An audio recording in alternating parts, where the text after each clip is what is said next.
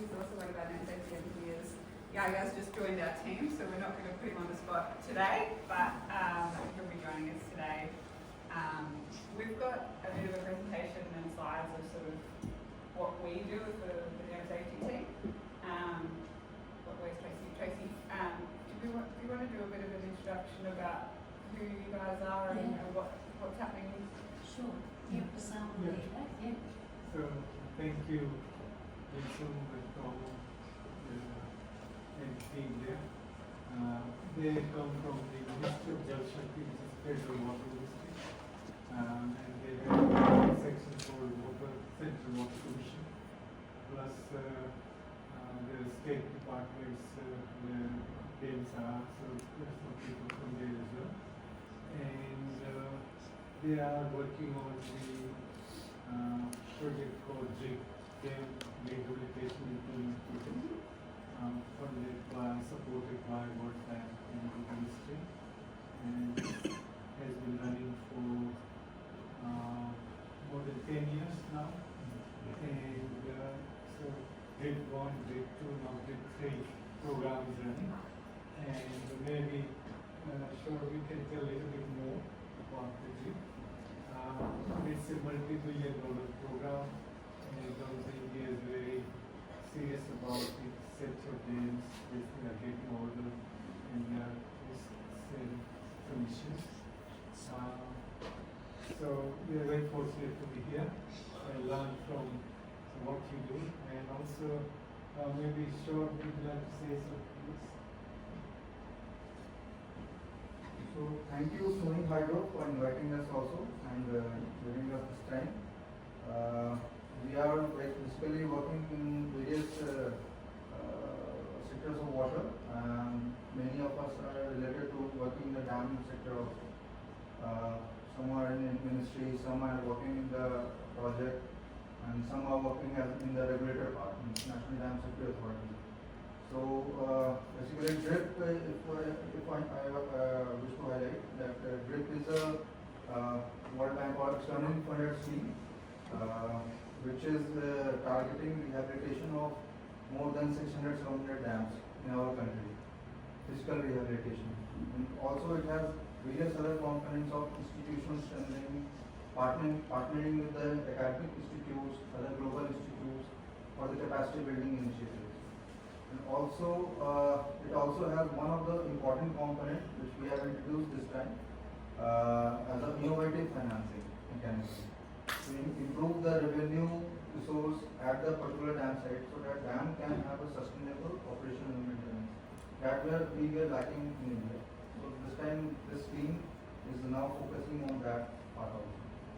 And basically DRIP phase 1 was implemented during 2012 to 2021, and now from 2021 to 2027 is DRIP phase 2. So, and the overlapping DRIP phase 3 will start this year also. So this is about the brief about the DRIP scheme. So that's all. And we also have a Dam Safety Act, National Dam Safety Act, and which was notified in 2021. So somebody would like to highlight more about the Dam Safety Act? I'm Sanjay Singh from Ministry of Ministry of Water. Consider safety apart from the technical rehabilitation, physical rehabilitation, we are also aiming at the land tourism for the community involvement. Because we are in silos, our dams are located at very remote places. So this dam tourism will help us in community engagement. So we are looking for this also, your establishment, what you are doing for this attraction to engage the people. Our act has been passed in 2021. Its regulation has been already circulated. And we we are working on that. So looking for different best practices in the different countries. I believe we are here in Australia for more learning so that we can implement in better way. Thank you for your presentation from our side. Thank you. Very good. And they also visited Hunter Water. Yeah. There. So have you been to Montreal yet or Yeah, yet to go? they went last week. And then they trip to SCS, how they, in the case of flooding or some emergency, how they manage and how they coordinate various activities. And then they visit to Oregon again. And then yesterday, them. So everywhere they're learning something new. So same here. And have you met with Dam Safety New South Wales yet? Sorry? Dam Safety New South Wales? Yeah, yes, yeah. And Yeah. they Slapowicz is the CEO of the association, and some of his people there. Yeah, because so in New South Wales we had a big change in our regulation and rules and things, so that was a big sort of instigator in the change of work, so a lot more demanding for various teams and things. So I just want to call out, this is very open forum. If there's any questions or anything along the way, just shout out. And we're hoping that today is learning in both directions. So we're very keen to learn from you guys as well. So without further ado, so a bit of acknowledgement of country. So we acknowledge the Ngariga people who are the traditional custodians of this land, waterways and community. And we pay respect to the elders of the past, present and emerging, for they have, are and will leave their footprints behind and continue to share their history, culture and traditions. We extend that respect to Aboriginal and Torres Strait Islander people who may be with us today. So just for today, we're just going to run through a bit of an introduction to the scheme. So you've had a bit of our backstory of where we came from.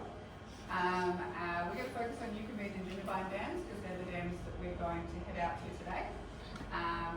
We've got a little bit about our we're in the way.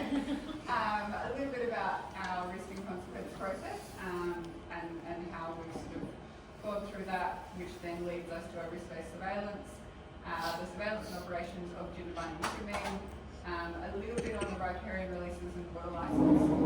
Unfortunately, our water team couldn't join us today, but we will hear more from GenOps when we head up there later today. And then we've got our modelling and the flood forecasting system, which is a new initiative. So this is our scheme on a page. So you've got all of the dams sort of mapped out. We've got 16 major dams and the power stations. T3 is the major pumping station, which you'll see tomorrow. I think it's on your way back through. And hopefully from the presentation this morning, you picked up a little bit of the difference of SnowyHydro is that our game is generation. So we are an electricity company, which is a little bit different to some of the other water authorities, just in terms of how we manage the dams. And part of the unique part of our scheme is our ability to move water, and that's what really sets it apart. I won't go through all of them. We do have 16 large dams. Our largest ones are Talbingo and Eucamid.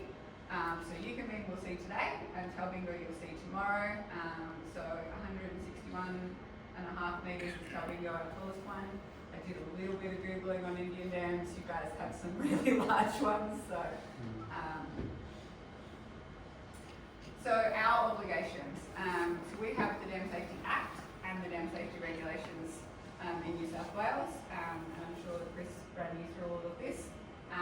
But there was a big change in this in sort of 2019, and we had a 2-year grace period to 2021 when it all came into effect. So even Snowy, who've had fairly long-standing practices, we've had to change how we're managing things.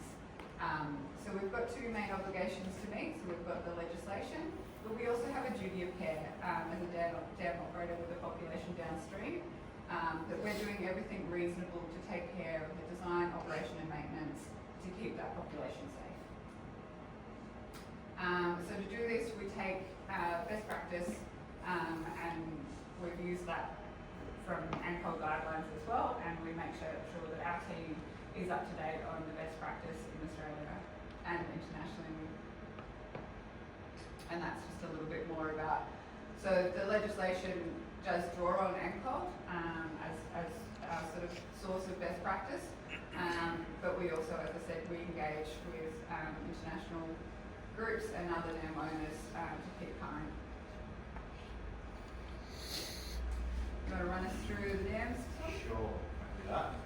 So Yigabeen and Jinbon dams are both located in our Kosciuszko region. So our generating regions are broken down into four major constituents, being Kosciuszko, Murray, Tumut, Upper and Lower Tumut, and that essentially means the river course that the dam's built on and where they discharge in their final location. So Yigabeen and Jinbon, they're located in Kosci. Yigabeen Dam is a zoned earthfill and rockfill dam. It consists of a main and saddle, as well as a tertiary saddle dam, which you can't see in the picture. But yeah, so we have our main and our saddle dams in this picture here. The main embankment has a maximum height of 116 metres, as we said, and the crest is 12.2 metres, so it's quite a generous dam when you get down and see it in person. The saddle embankment is located on the left abutment there, and it's 18 metres tall. Cooleye embankment is a homogeneous embankment that will never, hopefully, ever see water. It's 5.5 metres high, and it actually impounds what was the original spillway at Yigabeen. When they commissioned Yigabeen Dam, they didn't design or construct a traditional spillway. They were happy for it to discharge through a low saddle way over the back of the reservoir. But I think it was like 10 years after construction, they decided they wanted a little bit more airspace in the dam, and they built the spillway there, which is on the right of the image. It's a guillotine-style gate and free overflow structure. Incorporates two vertical lift gates and an OG crest. The approach channel is unlined, and the spillway channel is lined and terminates with a ski jump, which disappears over a valley. And again, hopefully we'll never ever see that operate. That'll be a large wet day. There we go. Some images of Yigabeen Dam. See if you can spot these today when we're out there, where they've been taken from. But you can see that on that image on the left, or actually the right, the left, you see that Yigabeen can fluctuate quite a lot in reservoir level. It's fuller than it is in that image today.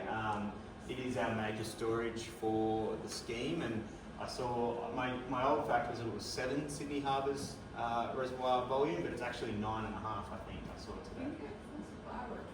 Oh, there you go, 12 Sydney Harbours. So I wish I knew what that equated to in an actual measurement, but every time I've been asked, I haven't committed that to memory yet, so I apologise for that. When you fly out of Sydney, you'll hopefully head out that way, and if you can just sort of picture the volume that is the Sydney Harbour, just times that by 12, that's how much water that can store.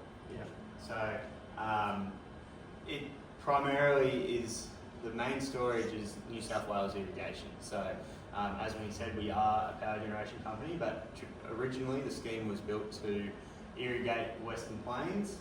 So there is quite a lot of the country's water storage located in Yigabeen Dam, and it is a requirement that we hold that water for irrigation come drought. So that's our first obligation, and then secondly, we don't want to turn the lights off, so we move the water from Yigabeen to other reservoirs where we can generate from. Next slide. So our spillway gates at Yigabeen, as I said, hopefully they'll never see water. They're vertical lift gates. They're quite an interesting design. As I said, they were added onto the reservoir after commissioning, and it is quite an impressive structure when you get down there and see it in person. You can see there that they have like a low release, which is operated by the gates and controlled, and then as the reservoir continues to rise in a really large flood, it will eventually get to a free overflow point, and there's a couple of OG crests that skirt the perimeter of the gates there. So it's a zoned earthfill embankment. We've got the basic geometry there on the screen. It consists of a clay earthfill core, which is in the really bright pink, and then that's encapsulated by a number of filter layers, transition zones, and then finally a rockfill shell with riprap on the upstream side for wave protection. Now, Jindabyne Dam is probably the most visible dam to New South Wales. If you ever go to the Snow Mountains here in the Snow Mountains, you will drive over Jindabyne Dam. It is a major road and it is treated as such. Again, it's a zoned earthful embankment. Its main interesting features are the fact that it's got a primary and auxiliary spillway. So, I'll get it wrong for sure, but around about 2010, the auxiliary spillway was completed. You probably have met Sam Banzi. He was involved in the construction of the auxiliary spillway. So the auxiliary spillway consists of some concrete fuse plugs. The idea is as the reservoir rises and can't be controlled by the main discharge primary spillway, those fuse plugs fill with water, gain mass, and eventually will overturn in a controlled fashion, providing additional discharge capacity for the reservoir. The dam itself is 71.6 metres high. It has a service spillway, as I said, and the construction was completed in 1965. And there we go. And significant upgrades to the spillway was completed in 2012, so it's pretty close. For some reason, we have a population of seagulls that like it. No, since it's gotten dry up there. So this picture was taken in 2023, which was one of my first years here at Snowy. It was my first year here at Snowy. And at the time we had a lot of water kicking around the scheme and the reservoir was quite full. But today we will see that you can see the approach channels to the spillways. And we're doing some maintenance currently, doing some rust nodule correction on the spillway gates. So eating away at the rust nodules that develop on the upstream face of the gate and then painting them over so they can hopefully halt corrosion, which has been some work that the regions have recently embarked on. I think they'll still be there. An image of the back of the spillways there. So they're radial gates, they're quite large gates. That in itself presents some issues with maintenance. So we have to be quite vigilant and very disciplined with our maintenance, especially on those radial gates. The function of the radial gates is quite interesting. So it utilises a fully hydraulic automated system. So when they're behaving well and the reservoir rises, they have a buoyant weight system, which the buoyant weight rises at the rate of the reservoir, which releases the counterweight to fall under I guess, controlled load. As the counterweight falls, the gates will open. So that means that hypothetically, the gates should be able to operate without intervention from operators, which gives us a little bit of flexibility during flooding. However, we are lucky with GenOps. These gates and reservoirs and dams are all monitored 24/7. So if discharge doesn't relate to what we expect it to, or we don't get the right readouts on our SCADA systems, we can send out operators to manually operate the gate if required. The other thing is that we can, having that sort of remote intervention, we can do pre-releases and things through the spillway if our forecasting is saying that there's big flood coming. Yep. And then on the right of the screen there is our auxiliary spillway. So those Egyptian god-looking features there, they're the inlets to the fuse plugs. And as they fill with water, they're sequential. So there's a couple of inlets that are lower than the rest. Obviously that means that they should hopefully fail first, and then as the failure begins and if the reservoir doesn't come under control, they'll continue to fail as sequential order. So Jindabyne is a earth rock fill dam. It had some significant upgrades completed around about 2012 as well, raising the clay core to the road surface, which we've been pointing out today when we're out there. This constituted some trenching through the crest of the dam. It's protected by 2-stage filters and transition zones and ultimately a rock fill outer core. Risk assessment and consequence assessment. So I'm not sure if Chris touched on this, but in Australia all of our dams get a consequence category. That consequence category is driven through the consequence of if one of those dams were to fail. So the consequence of any loss of life, the economic impact, the environmental impact, and then the social and cultural impact. today we're headed out to see Eucamine, which is an extreme consequence category dam, and Jindabyne is a high A, and both of them are the same for sunny day or flood. And the benefit of those consequence categories is based on the consequence category, NCOL 2003 guidelines of vegetation management dictate a maintenance regime based on consequence, and you'll see later that we have adopted that in Snowy's own way. So, just you use the yeah, Sam? Yes. Don't need an explanation on that one then. So the consequence category assessment, it's used, as Tom sort of mentioned, to inform our risk and our surveillance. So our dam break assessments are carried out for all of our major dams. We use these assessments to determine the population that's at risk and the consequence of that failure. And then that in turn informs on the risk-based surveillance and the operation. So as Tom mentioned, there is guidance from NCOL on what that regime should look like, but then it is also up to the dam owner. We can sort of tweak that based on the risk, and we'll go through what some of those changes have been for us. So input into the dam break assessment is the hydrology model, spillway modelling, and then the downstream characteristics. And we've done some additional modelling for some of our catchments where some of the tributary flows and things have made quite a significant difference to that hydrology. So the hydrodynamic modelling software, so TUFRO was used to calculate the inundation zones, and so we implemented an implicit matrix solution to solve a two-dimensional, so we're looking at the depths and that flow over the inundation. Downstream of each dam location, inflow and outflow boundaries are adopted to assist with the modelling flow conditions. So for the hydrology inputs, the dam break modelling was used.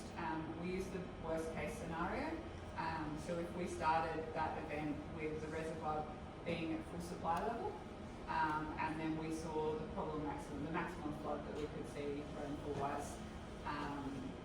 So the effects of the constant flows and tributaries is considered during the modelling, and we have seen that that's made quite a bit of impact for some of our dams, and we've done some different iterations, particularly on the other side. We head across to Tabingo and Junima tomorrow, and that did make a big difference over there. And I think this little insert here, I like to put this in deliberately because it shows how each of the catchments are broken down into their, I guess, constituents and tributaries that feed each of those catchments. So within the modelling software, the intensities, storm intensities and hydraulics of flow and surface area and things are used to adopt and calculate what that maximum inflow would be to a reservoir. And you can see that like a reservoir like Eucamine, it's quite large. It has a large catchment that is fed from elsewhere. So it has quite a large and difficult, I guess, formula. I do not consider myself a hydrologist, but eventually something pops out that we can use. But so being in a mountainous region, it does make that sort of prediction and modelling a little bit difficult because it can vary so much depending on what side of the range that event falls. And so we'll jump into some of our modelling and things later, but we have a number of very quite flashy catchments, and so it comes down to where that storm falls, whether we're going to fill up and spill, or we might get nothing because it just falls on the other side of the crest. So the potential loss of life. So for assessing this, we've used external consultants to map out our inundation zones for us. And this is based on the potential occupancy downstream, so the number of people that could be there at any one time, the extent to which that capacity is used. So in Jindabyne, we have quite a seasonal population, so we move from anything from like 3,000 full year round to in excess of 8,000 during the winter months. So it's quite transient, but it's difficult to predict that from modelling. So we always err on the side of caution of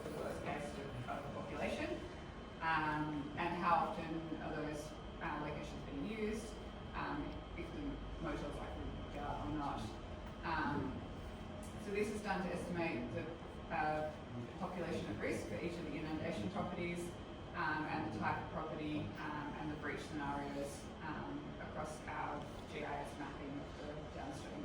I think another point there, which maybe doesn't apply so much for our Aussie Australians that we've seen today, but when he talked about having some err on the side of caution within our assessment, we also don't consider the impact that generation and water movement has on our hydrology and consequence assessment. So it's sort of another ace up our sleeve in the event that we do have a large flood, is that we do have quite a significant ability to move water around the scheme. But to a certain extent, the floods we're talking about here are far larger than what we can probably manage in the power stations, but it is good to consider the fact that we do have additional outlet for water. So some of the dams will have fairly low probable floods, but we've never seen any overtopping or high-risk situations because we've been able to manage that flow through generation and movement of water. But as Tom mentioned, we are talking about very significant floods, which we've never seen in the scheme. So for some of the dams where the nuances and the risk is a lot higher, we've used LifeSim for that modelling of downstream consequence. And so you can mean with population of Jindabyne downstream is one example. It doesn't make sense to do it for all of our dams because a lot of our dams sit in the national park with no one downstream and no access to that land except SnowyHydro and parks. So we've used a different modelling scenario there. So for LifeSim, have you guys heard of LifeSim? You use it yet? So LifeSim is a spatial distributed dynamic simulation model for estimating the probable loss of life from any flood scenario. And so this image is it's a little bit difficult to see, but it's a good tool. So as well as modelling the flood wave and the velocities and height of the water coming through to assess where the likely risk is, you can actually build in traffic flow, the routes that people would take, warning times. So the yellow dots on this are the assumed households that have received warning. The brown ones are they haven't received warning, and this is all based on statistics of events. And so when the simulation runs, it runs these different scenarios of warnings and things, and we get an average of evacuation times and eventually loss of life. So this is valuable for evaluating emergency evacuation plans because it provides a better representation of the population, redistribution, and can provide useful insight into effective evacuation routes and destinations. So you mentioned sort of engaging with the community, what that looks like on some of these risks, and that's something that Snowy is really starting to embark on. It's not something that Australia has traditionally done very well. So Hunter Water may have spoken through some of their journey with this, but it's something we're embracing a lot more because obviously if a community is informed, then you can work on an education with that community to get a better response in an emergency. But if they don't know about the risk in the first place, then you'll get a much less response rate. So to evaluate that probable loss of life, there are 4 modules within LifeSim. So there's the flood routing, so the interface with the existing flood routing model to provide a set of grids representing the water depth and flow, as I said. So really assessing what velocities are coming through, what height is that to, if it's just going to flow over your feet, you're probably not going to lose any life from that, but if it's through above the knees or higher, then it's a much bigger consequence. And a lot of that is built in from the 2 flow, so they work together, plug in basically, and 2 flow transforms LifeSim. So the loss of shelter modules are simulating the exposure of people in buildings during each flood event as a result of structural damage, buildings submerged, toppling of people in partial damaged buildings. So what we've seen previously, and I'm sure someone at SES would correct me, but I think the response rate in an emergency, flood emergency, is is that about 30% of people will actually evacuate when notified, first notification. So if we can educate that community what the risk is, and particularly the community that's most likely to be exposed to it, we're hoping to improve that number. Warning and evacuation models are simulating the spatial redistribution of the population at risk following the initial warning. So those evacuation routes, the traffic movement has a huge impact on the population that's actually going to be exposed. And so we've been trying to engage with some of the other local councils to put in some more planning requirements. So when new developments are built, have we got 2 exits? Like, what's that traffic going to do? If it's a bottleneck and it's down by the lake's edge, you're going to have a much bigger population at risk than if you've got 2 exit zones and you can get that traffic out. Want to run us through this one? Here we go. So based on our consequence category, our risk assessments and the like, we've developed a risk-based routine visual surveillance approach.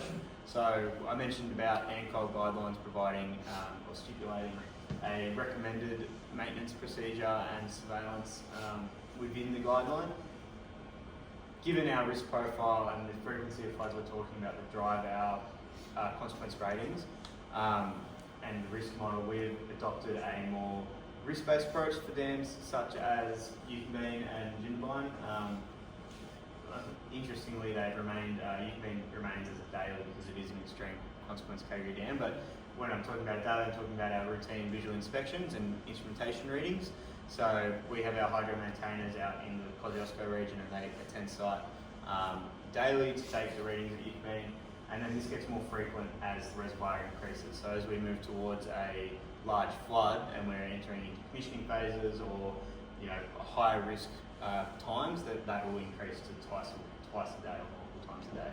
So this reservoir level here is based on our pool of record. So what's the maximum that dam has ever experienced before? And once we exceed that, we'll be inspecting multiple times because that risk profile becomes much higher at that point. And an important part of this risk-based routine visual inspection is the fact that this is attributed to sunny day failure modes. So those that might just pop out of just normal operation. So maybe a piping failure on an embankment dam or something like that, because it's understood that those high risk modes, they're covered by our dam safety emergency plan. So things like large floods, earthquakes, they form non-normal operations, they're non-normal loading conditions. As soon as we enter into those sorts of events, we're working under our DSEP anyway. So the DSEP then informs us to have increased surveillance or emergency measures put in place.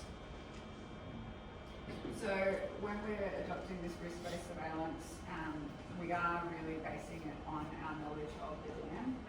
So we've got better in-depth dam safety reviews to fall back on, updating our failure modes for each of those dams.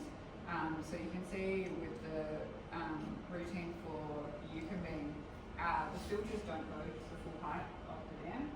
Part of that has factored into the assessment. So previously we were doing less inspections when we were below a certain level, but our recent review has sort of pointed to the fact that our piping risk doesn't change over the reservoir height. So we've maintained that daily routine now for all reservoir levels. Similarly for Jindabyne, so we increase our inspection regime once we're on spill. Again, that's that point that risk level changes. And so we would be inspecting almost daily, not quite, once we move on to a spill event. Above full supply level, we do move into, as Tom mentioned, an emergency type scenario. So there's increased frequency and we manage that event through the dam safety emergency plan and function rather than the routine surveillance. So that gives us the ability to monitor that situation and we can change our operations and maintenance regime to suit what that event is doing. And to highlight here, in ANCOL, the guidelines say that a high A consequence category dam should be daily to tri-weekly. So we've been able to confirm or represent less frequent surveillance through our risk-based approach. Yeah, so this is one of the few dams that has an efficiency. Yeah. We've got many other dams where we're inspecting in excess of what the recommendation is, just due to the engineering features of that dam.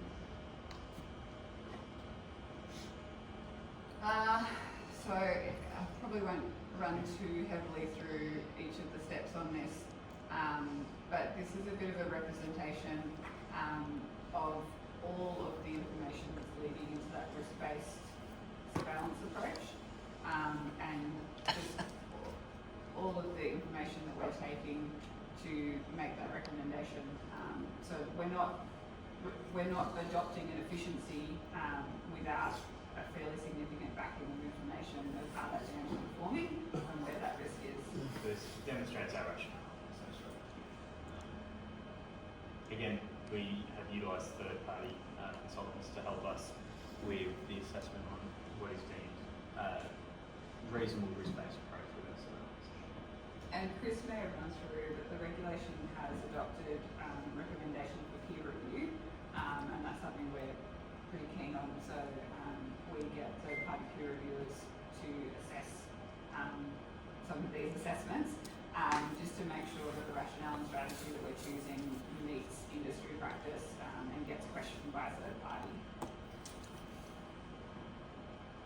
So as a part of our daily inspection, do you cover the entire dam or do you concentrate upon the instrumentation part and the spillway part?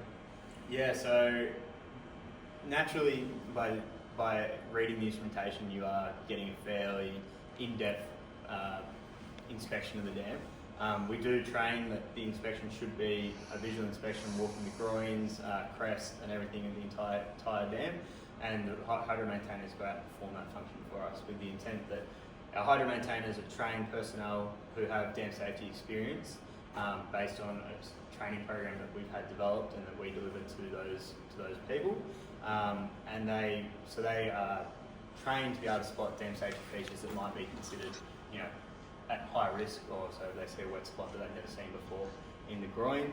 They would then report that back to their team leader onto us, and then we can initiate the dam safety emergency plan from there. So the short answer to your question is yes, we get them to look at the whole dam as well as read their instrumentation.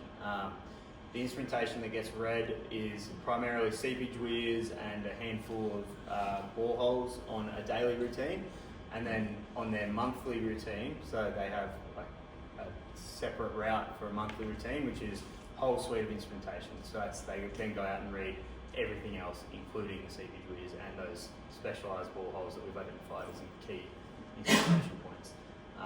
So every day we get a seepage reading and there's a handful of boreholes, and then every month we get a full snapshot of the dam's instrumentation. But on both the monthly and routine frequency inspections, there's a full surveillance inspection for the observations as well. And then on their check sheet that they take out, they have to score condition of groins, condition of crest, condition of downstream face, and basically that score then gets loaded up into our structures database, which is our dam monitoring one-stop shop for all the thing visual inspections and data, and that's all stuff that we're regularly reviewing and seeing from a day-to-day in the dams team. So when you go for the monthly inspection, do you consider the analytics of the instrumentation readings that you have collected over a period of 30 days? Yeah, so we have built into the structures database, we have high and low alarms, so basically bound conditions for any reading. If these high and low alarms have been reviewed and are continuing to be reviewed to make sure that they're still appropriate for our instrumentation. If the data falls either above or below a bounding condition, we get an alert. That would prompt a review of the data. Otherwise, we do a full whole-scale review of data during every intermediate inspection. So on an annual basis, we're doing basically a large-scale dam safety inspection, which we then report on. It reports on a year's worth of instrumentation data and any trends and stuff that might be developing that might still remain within our tolerable bounds, then gets commented on during that intermediate surveillance inspection. So is this inspection done by our in-house team or you have outsourced it to third party? Third party. Yeah. It's a third party. Yeah. But we use the same third party to ensure consistency. So they develop an understanding of the dam. They know the characteristics of the dam. And then typically on our 5-yearly comprehensive surveillance review, we'll go to a different third party and then so on and so forth, because then that gives it that additional level of peer review essentially. Yeah. So and the 5-yearly is then peer review as well. So 5 years. for the comprehensive, No, but the 15-yearly. the dam safety reviews is every 15 years, and that will have a peer review panel for it. So, for example, for Jinnabun Dam, we've got the 5-daily routine inspection. We've then got the monthly routine inspection. We've got a yearly, which is with a third party. We've got the 5-yearly, which goes to tender, which is with a different third party. We've got 15-yearly, which is the dam safety review, which includes the comprehensive, but it's a much, much bigger piece going back to sort of first principles. And then following the dam safety reviews, we're doing detailed surveillance reviews, and that's really looking at, based on our new understanding of failure modes, how we'll be monitoring each of them, what failure modes are actually going to be picked up during monitoring or surveillance, what technology is available, is there any new technology that we can bring that will give us a better understanding, is there any monitoring points that are not being, not going to tell us anything about the failure modes, in which case we could maybe reduce the frequency of those inspections, and yeah, is there any failure modes that we're not monitoring or could monitor better, and those recommendations will roll through now into a project called instrumentation upgrades, which we'll deliver over the next 5 years. And within those risk-based surveillance reviews that he's talking about is that critical assessment of are our instrumentation boundary conditions still appropriate? Yeah, this was alarm review of, because we haven't done a lot of that previously, so some of the alarms that we're getting, we'll get an alarm every month, but we look at that alarm and we go, oh, yeah, that's groundwater hole 505, that's been high for the last, like, we know that its performance has changed, but our alarms haven't been updated to match that, so that's coming through now. So as a part of daily collection of these readings, do you have some manual collections as well? So They are calculated manual. instruments? Currently, a lot of our instrumentation is manually read. We do have some telemetered and SCADA-based instrumentation, which is still being manually read as well. We also currently have a project, or I think we have a project, to upgrade the telemetry on all our critical instrumentation monitoring. So it's not all our instrumentation monitoring getting telemetered, it's those key failure mode informing data points. So things like seepage weirs and particular groundwater holes are getting telemetered in the first round of this telemetry project, and then in the second round of the telemetry project, things that are not directly informing failure modes, like embedded piezometers in embankments, for example, or hydraulic piezometers, they're getting telemetered in that second round because they don't directly feed into a key failure mode of the dam. So yeah. And further query, for these steel structures, once you have conducted inspection, do you have any framework for estimation of residual life as well? Is it inbuilt into your system? Residual life. Yeah, residual life of steel shutters. Oh. So all of our gates and yes, the steel structures follow a different maintenance route.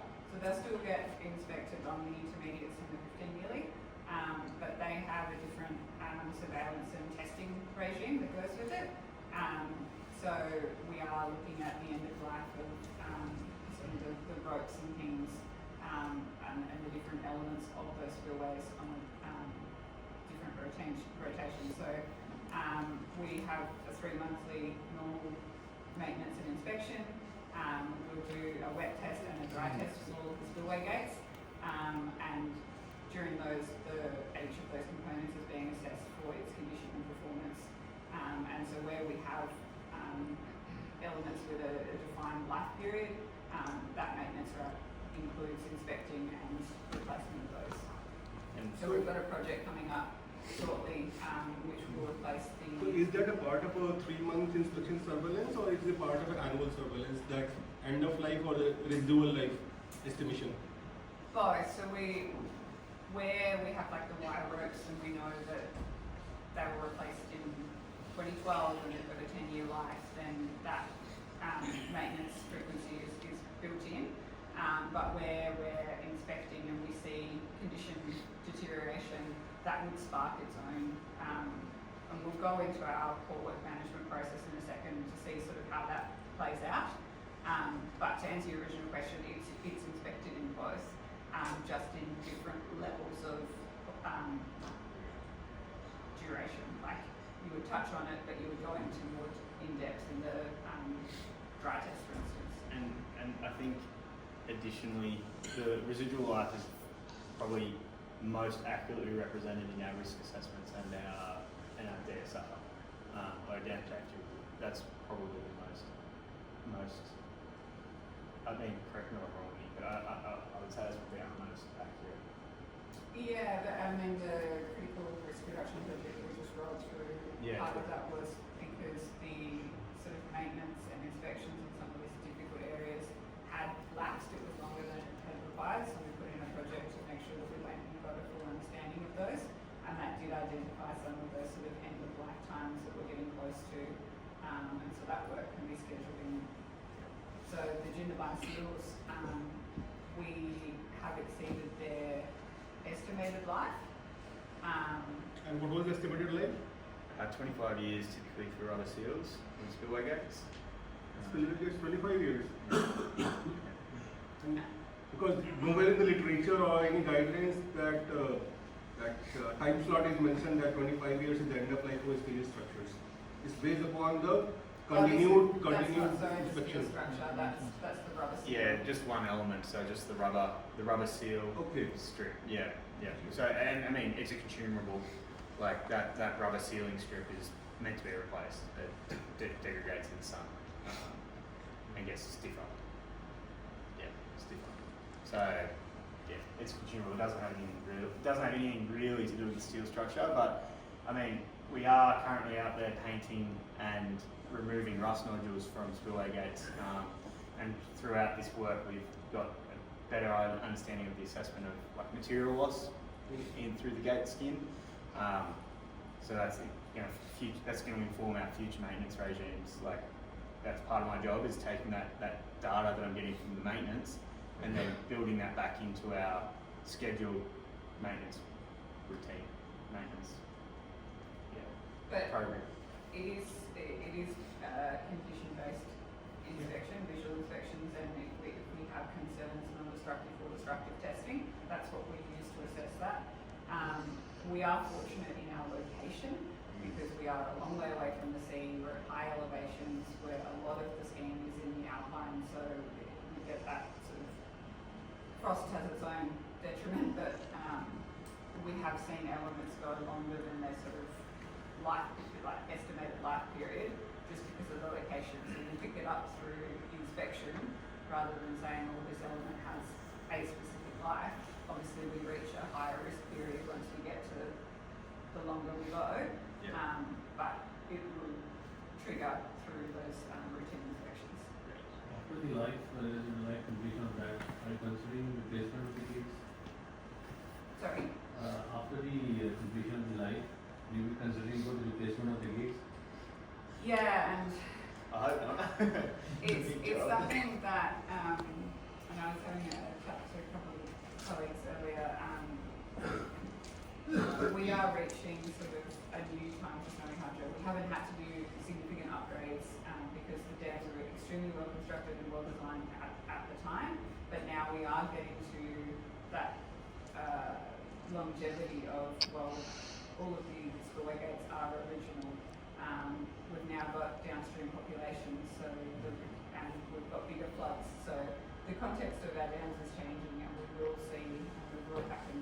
Our capital expenditure is going to increase in the next period to bring them into the next era. And yeah, we are beginning studies into upgrade programs rather than replacement. So how can we prolong the life of our gates, i.e. replacement of say counterweights or maybe not counterweights, points, but buoyant plates, things that do deteriorate and are losing their design life, rather than going and doing full scale replacement of gates.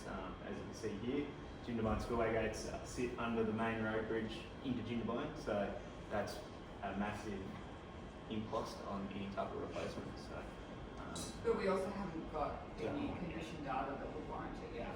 It's still performing and they're being tested regularly to make sure that they're meeting the performance requirements. but it would be this would be a really hard job. So, Do you have sedimentation issues also? Not too much. We had a lot after, so in 2019 we had some really bad bushfires that came through, and we had a lot of sedimentation issues following that, silting up downstream channels and things. We also had a lot of debris come through because we had a lot of erosion on some of the steeper slopes, just without that ground cover to stabilise it. So any measures were taken? We had one dam where we had to carry out a significant excavation program to reinstate the channel downstream. We have, so telling you traditionally, which you travel to tomorrow, when the sedimentation in that channel builds up, it can impact on our seepage weirs, so maintenance is required before that occurs. And so after the fires, it was more than the regional team could manage with a small excavator and sort of reinstate to. So it was a significant project that we installed 4 roads to have laydown areas and massive excavators through to reinstate that channel profile. Another example would be Big Creek. Some of our smaller inlet structures have more silting issues because they're only small reservoirs. So they're on a more frequent desilting program. Every 5 years they bring, these are only small reservoirs as big as this room. But they bring in excavators and things, small 5-ton excavators and literally excavate and remove silt. But that's not such a big thing in our large dams. It hasn't been a massive issue for us. I guess that's from location driven. Yeah. But that's part of the, get to it in a second, we might keep going. Our pool work management, there is, when we do the visual inspections, those sort of things that we're looking for. So the silt would get mentioned when it gets to a level, then it would spark a break-in piece of work to reinstate. I suppose it's also high in catchment. We don't have a lot of, we've got very vegetated catchments and we're high up, we're at the start of all the rivers, so not that much silt travels downstream or upstream. I'd say debris is more of an issue than silt for us. There's facilities in the Vine Dam are automated and completely remotely operated, right? Yeah, so they can be operated from Genox, which we'll probably have a look at shortly, or they can be manually operated on site, or we've got the built-in automatic opening once we get to different reservoir levels. When we're on site today, I'll probably go into more depth on that system, rather than do it. It's probably easier to point at stuff rather than try to explain it, I suppose. If that's Has okay. there been issues of cyber attack? No, so Snowy takes security and cybersecurity particularly quite seriously. So there is significant security protocols in place to stop that from happening. The stats on how many cyber attacks it's wild, but we have got a very rigorous system in the background, so we haven't had any successful or even attempts on the spillway gates, I don't think. Certainly not successful, but I don't think we've had anyone try. And all of the physical on-site operation is securely locked. So you as a dam owner has the system in place to prevent those attacks? So far, yes. I'm not going to say that we're always going to be in that position, but our security team is certainly looking into the best practice on that. And you can ask any of our contractors how scrupulous they are, because if you're a contractor and you come on board with SnowyHydro, we have a certain set of minimum requirements that your systems will need to meet before you can undertake work for us.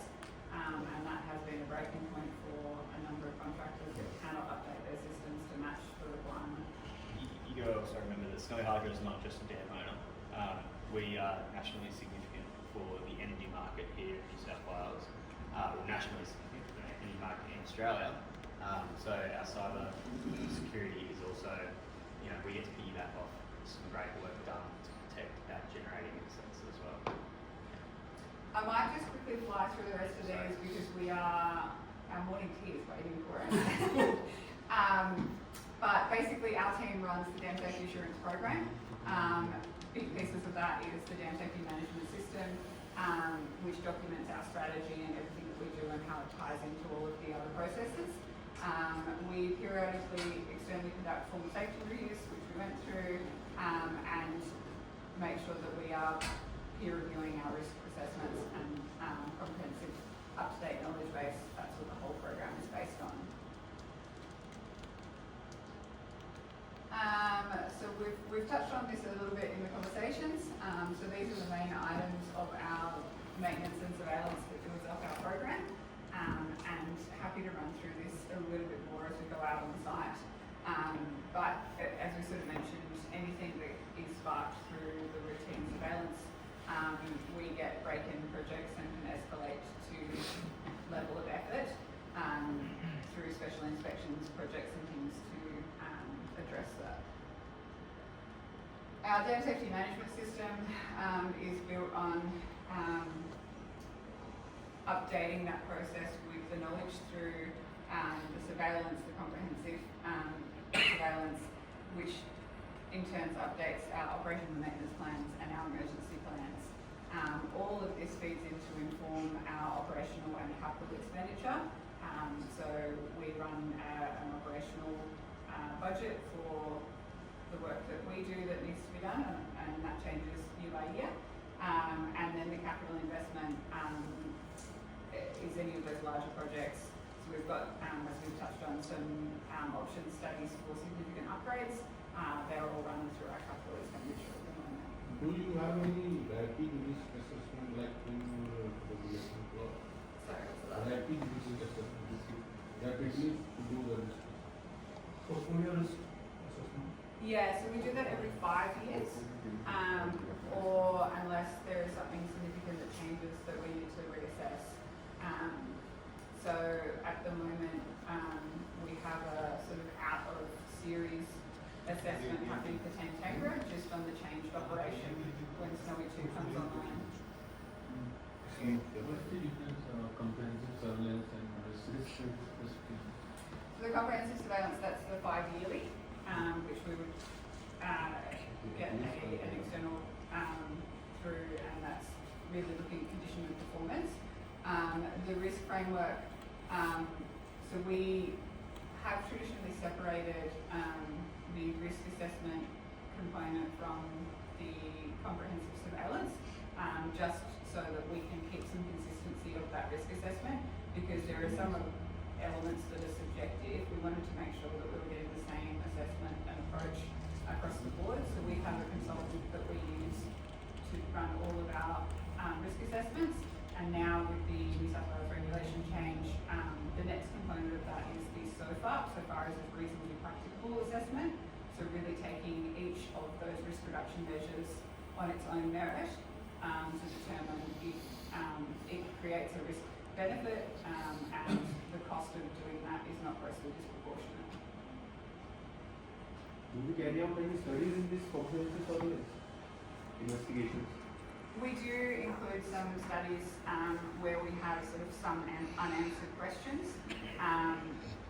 The 15 yearlies that we've just done, the dam safety reviews, we have included investigations for the dams that we had some of those questions. So we, for instance, at Talbingo, we did some pouring on the right abutment to answer any of the seepage paths that may have existed there. But where there's no change or driver for it, we haven't undertaken. And in the bottom, we're doing some FEA modelling in the schoolway gates, kind of to do with reliability assessment. But like, yeah, it's to answer an unanswered question that we want the answer to, so we can then go and do some additional work. But often we'll undertake these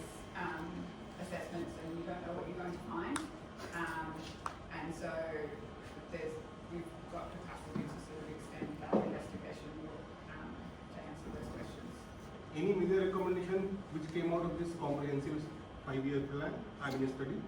Comprehensive is still ongoing for It's still June ongoing? 1. Yeah. We For should be- all your dams? As I mentioned earlier, we have 4 regions, and we typically break down our dams into those 4 regions because otherwise we'd have 16 studies all happening all at once, and it would be far too much to manage all at once for our dams team. So we are out of step in each region, like as in. So this year we have 5 yearly due for Jindabyne, Tooma, Island Bend, and Guthiga. So we'll get 5 comprehensives. Next year we have 5 in another region, and so on. So. Yeah, the work is staggered, and any recommendations we get from those feed through to a system that we use called Enabler. So that would come through to our team if we were the owner of that work. If it's a maintenance related recommendation, that ownership would move through to the region, and they would deliver it. So when it gets set up in Enabler, it's got the recommendation, where it came from, what the work is, who the owner is, and then it's got time frames that it needs to be delivered by or reviewed within. So this is the instrumentation that we have at Jindabyne, which is where we head out to today. So down the bottom we've got the seepage weir. Jindabyne only has 1 seepage weir. We've got groundwater holes across the embankment and on the abutments. We've got the deformation monitoring, which we get done Jindabyne annual, isn't it? Yes. So we have a third party deformation survey that will come through. And there's survey points across the face and on the crest. Sorry. No, you go. Oh, I was just going to say, never mind. It's not important. We've also got the hydrostatic settlement, the horizontal movement, and electric and hydraulic machine pulsometers, which Marty, I think, will be joining us, and he can show them off today. And they all report to those TS1 and TS2s, which are terminal structures. So that's where the embedded instrumentation basically reads out there. Yeah, that's what I was going to say. So. Do you want to quickly run through core work, and then we might have to cut it short and we'll cover everything else on. Let's go 10 minutes. Just to keep us, because we've got to get up to GenOps as well. Yeah. Okay. I'll try and go quick. So we have a core work management structure. Essentially, we have a bunch of routine work. As I'm sure you're aware, we have maintenance that stipulates you need to do it at a return principle of X amount of years for all sorts of things. This is to do with dam surveillance, mechanical plant, all of these things, spraying weeds, and all of that feeds into our work management software, which is called Ellipse. Ellipse utilises standard jobs which give you the information to complete the task, when it needs to be completed by, the importance of the task, and all the metadata you need to develop at what is known as a work order. When the task, the standard job comes around to its due date, the work order is generated, and that falls onto the work group. So that might be the region, it might be us at dam safety, it could be facilities or whatever. The work order drops onto its designated work group, and then that initiates the what they call committed work. So that falls into the work program, maintenance program for the regions. They then can program and schedule people to go complete that work.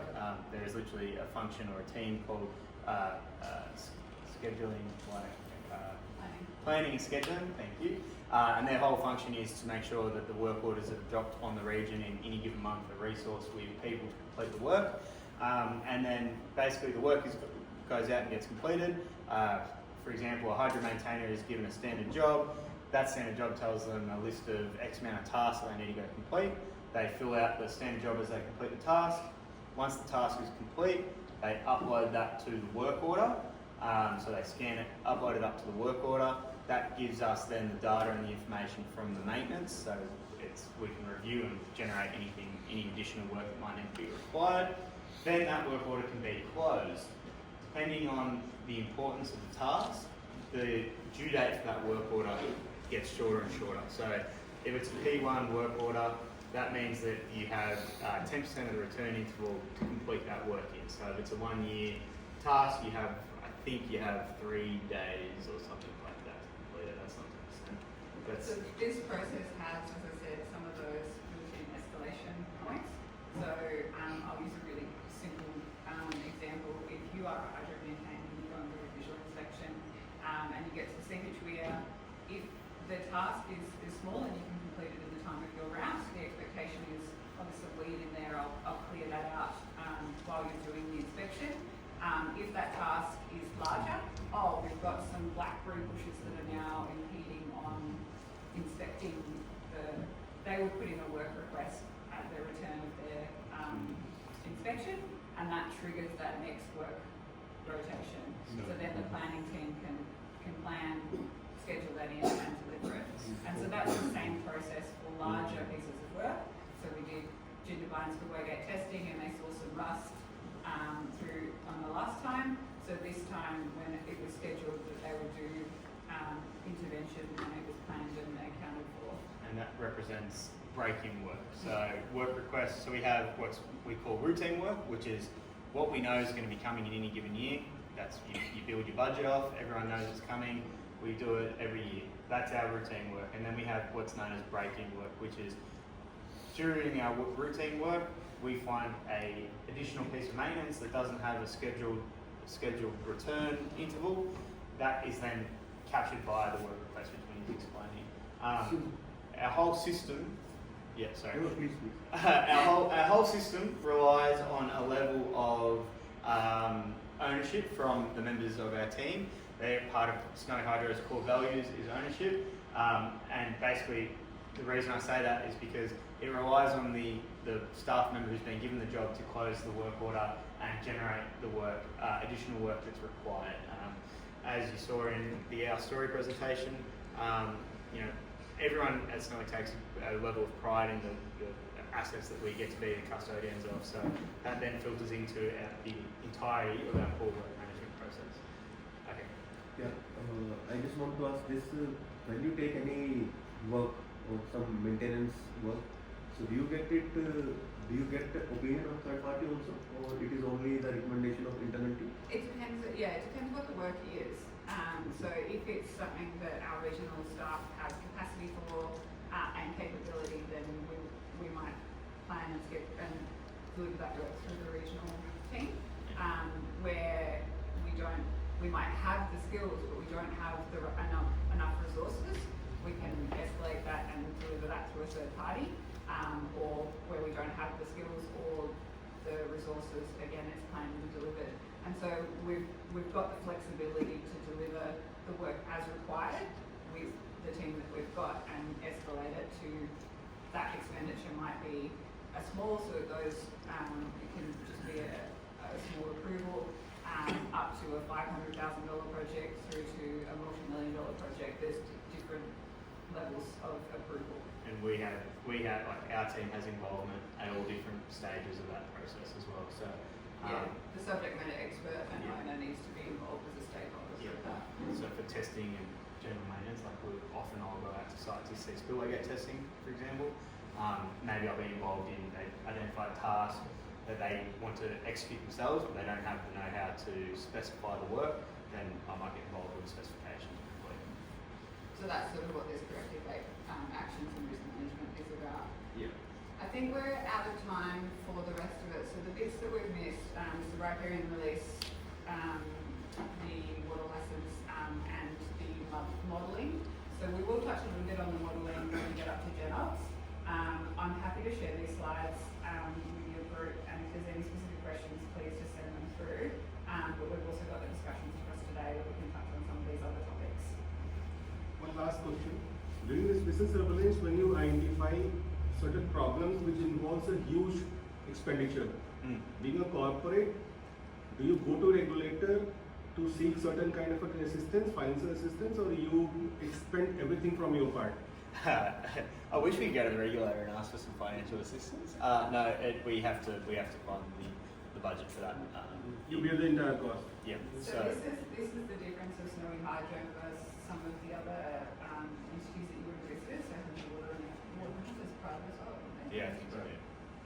So if you're a government organisation, your approval for funding is going to be different than say SnowyHydro.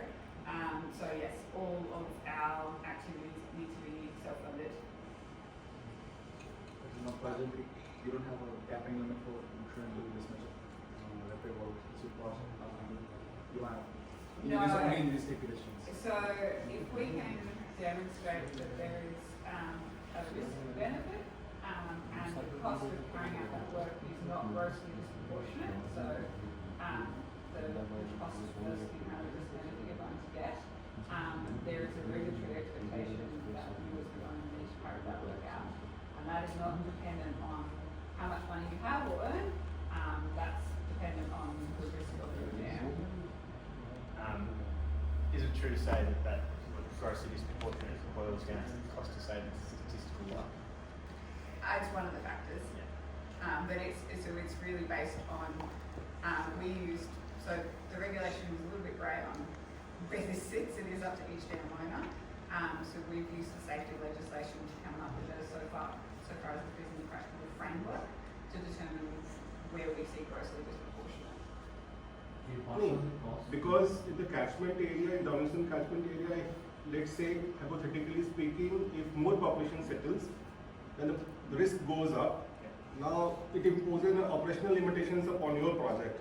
So in that case, whether you are not within your rights to seek, okay, you have allowed that development to happen, I cannot have the operational limitations, so why not fund that to manage the risk?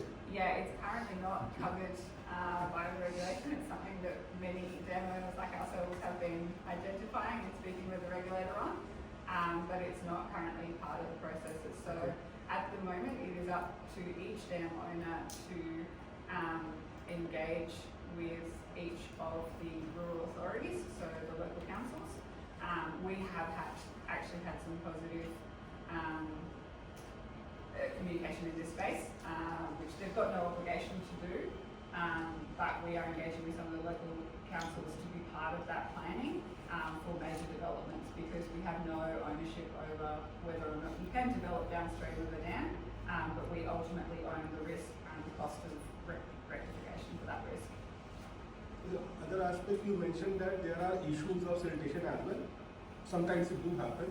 So do your power projects have been equipped with desilting facilities, or it is like you shut off your machines during that time when you witness higher sediment in catchment or flow? I'm not entirely sure if I understand the question, but the power generation side of the business is the same. So when they find the observations that they have degrading plant, they don't have any ability to. Are you asking if our power generation finds the same issues? Are they able to ask for assistance from the government to fund maintenance? Is that what you're asking? What I asked is that sometime back you mentioned that you have witnessed sediment silt issues in the catchment. Yeah. So during that, so your power generation units are equipped with desilting arrangement for desilting the water, or you shut off your power plants? So I don't actually know if they have desilting arrangements. I assume they don't. Our intakes for our power plants are higher up in our reservoir, so the silt loading is much further down. So we're kind of protected from silt loading in that respect. And then we have trash racks and stuff installed on our intakes and stuff. So as far as getting silt, you do get silt down into the generating equipment, but that's then covered by their schedule of overhauls and things like that as well. So it's more the debris that's been an issue, but I might have that chat with you over coffee, because everyone's coffees are actually made at